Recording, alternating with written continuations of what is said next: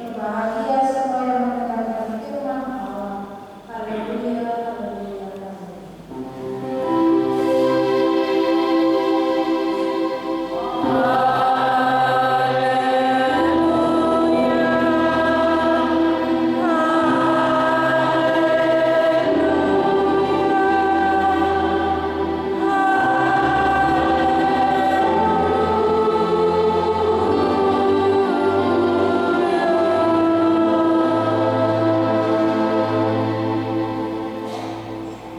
Terlebih dalam Injil, pengajaran Injil adalah tema perenungan kita melalui bagian firman Tuhan yang kita baca di hari ini.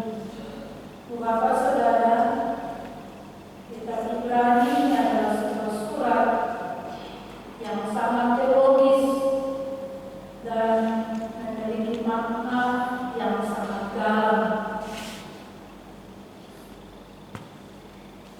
Surat ini ditulis untuk menguatkan iman daripada orang-orang Kristen Yahudi dan menunjukkan keunggulan serta keunikan dari Yesus Kristus sebagai imam besar dan juru selamat. Pesan-pesan kitab Ibrani ini Bapak Ibu Saudara tetap relevan bagi semua orang Kristen di segala zaman. Bahkan juga menekankan tentang pentingnya iman, ketekunan dalam Yesus Kristus. Apa yang menjadi penjelasan dan di dalamnya kita menemui makna dari keempat ayat ini Bapak Ibu Saudara. Kita akan melihat ayat demi ayat dari pembacaan ini. Pada ayatnya yang pertama, di situ penulis Ibrani mengingatkan para pembaca untuk memperhatikan dengan sangat serius ajaran yang telah mereka dengar tentang keselamatan di dalam Kristus. Karena orang bisa saja hanya sekedar mendengar, tetapi dia tidak serius untuk memperhatikannya. Dengan demikian, orang-orang Ibrani diajar untuk memperhatikan dengan serius ajaran yang telah mereka dengar tentang keselamatan di dalam Kristus Yesus. Ini adalah sebuah peringatan agar tidak mengabaikan atau menganggap enteng pesan Injil itu Bapak Ibu Saudara. Sama halnya dengan kita saat ini, orang mungkin akan mendengar tentang Yesus sebagai Tuhan dan Juru Selamat, tetapi itu dianggap sebagai hal yang biasa saja. Oh, saya sudah mendengarnya setiap saat. Jadi tidak serius untuk menanggapinya.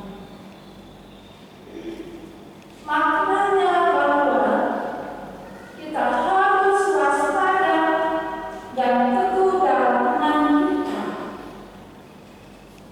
Tidak membiarkan diri kita hanyut oleh arus dunia yang bisa menjauhkan kita dari kebenaran Injil.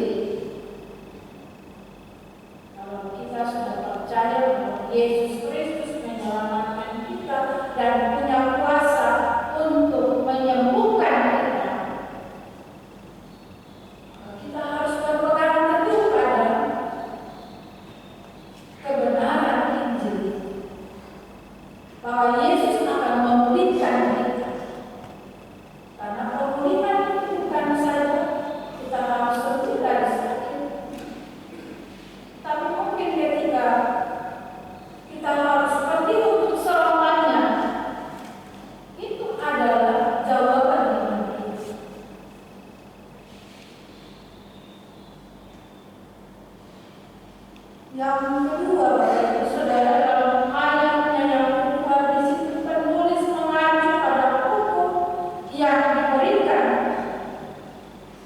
melalui malaikat kepada Musa. Hukum itu tetap berlaku dan setiap pelanggaran dan ketidaktaatan terhadap hukum itu akan mendapat balasan yang adil.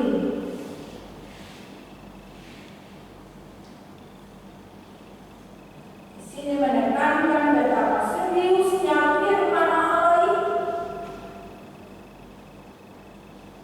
Firman yang diberikan melalui malaikat begitu penting dan memiliki konsekuensi, maka firman yang diberikan melalui Yesus itu lebih penting lagi bagi kita. Ayat 3 Bapak Ibu Saudara, kita lihat di situ. Penulis mengajukan pertanyaan retoris. Jika orang mengabaikan hukum yang diberikan oleh malaikat tidak luput dari hukuman, bagaimana mungkin kita akan luput jika mengabaikan keselamatan yang lebih besar yang diberikan melalui Yesus Kristus?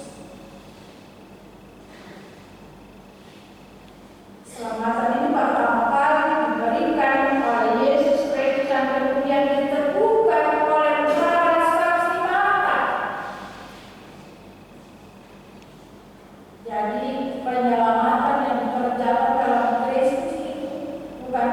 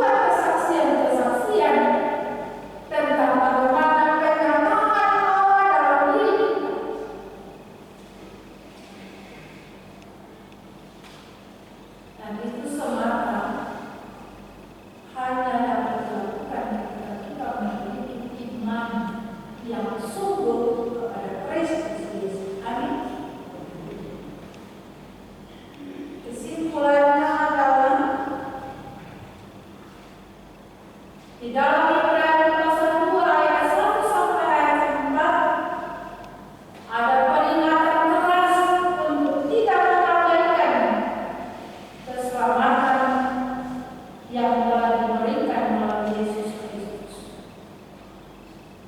Penulis menekankan pentingnya memperhatikan dan menanggapi firman Allah dengan serius, mengingat konsekuensi dan pelanggaran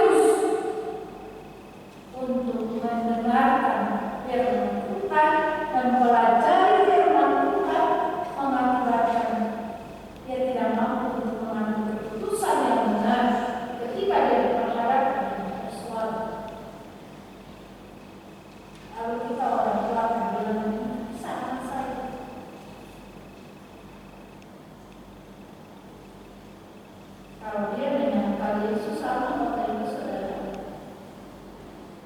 tidak. Di sana mengajar tentang kebaikan, di sini juga mengajar tentang kebaikan. Iya benar. Tapi jalan keselamatan itu hanya didapati di dalam Yesus Kristus. Maka dia sudah menyangkal Yesus. Bagaimana dia memperoleh jalan keselamatan ini? Ini ajaran kita. Apakah kita harus lari jauh dari ajaran itu dengan memberikan pandangan-pandangan, dengan memberikan kebebasan kepada anak-anak kita untuk memilih berdasarkan apa yang dia mau?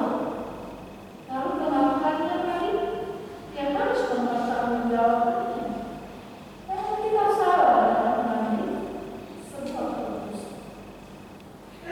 Dengan demikian Bapak Ibu Saudara, kita harus memperhatikan firman Tuhan itu dengan serius. Kalau orang tua sudah serius, maka anak-anak juga belajar serius mendengarkan firman Tuhan dan mempelajarinya serta merenungkan firman itu. Dan ini butuh apa? Butuh ketekunan.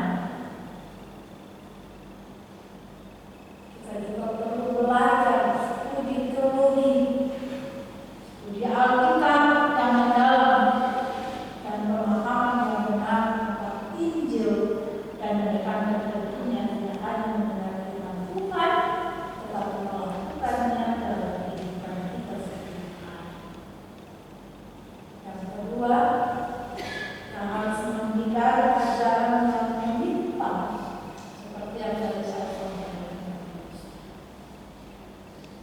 Kalau ada ajaran-ajaran yang datang, mereka datang dan menawarkan ini dan itu, Bapak Ibu harus tetap berpegang teguh pada kebenaran firman.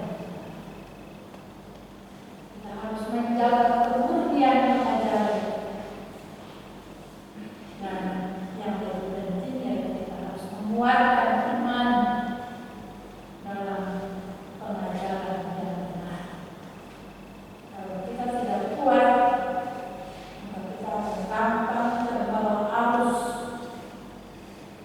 dan mengikuti apa yang orang katakan bukan yang Tuhan. Kita akan selalu berhadapan dengan dua pilihan. Mana yang kita pilih menurut kehendak Allah dan mana yang kita pilih menurut kehendak manusia. Ada hikmah Allah dan ada hikmah manusia. Roh Kudus menguasai hidup kita,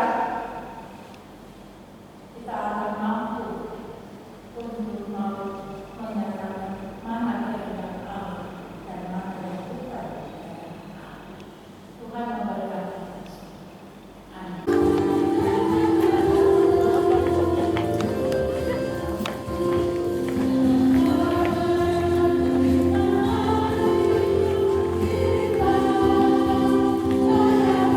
Sabong kaki mo lagi. Pati. Grabe dua itu.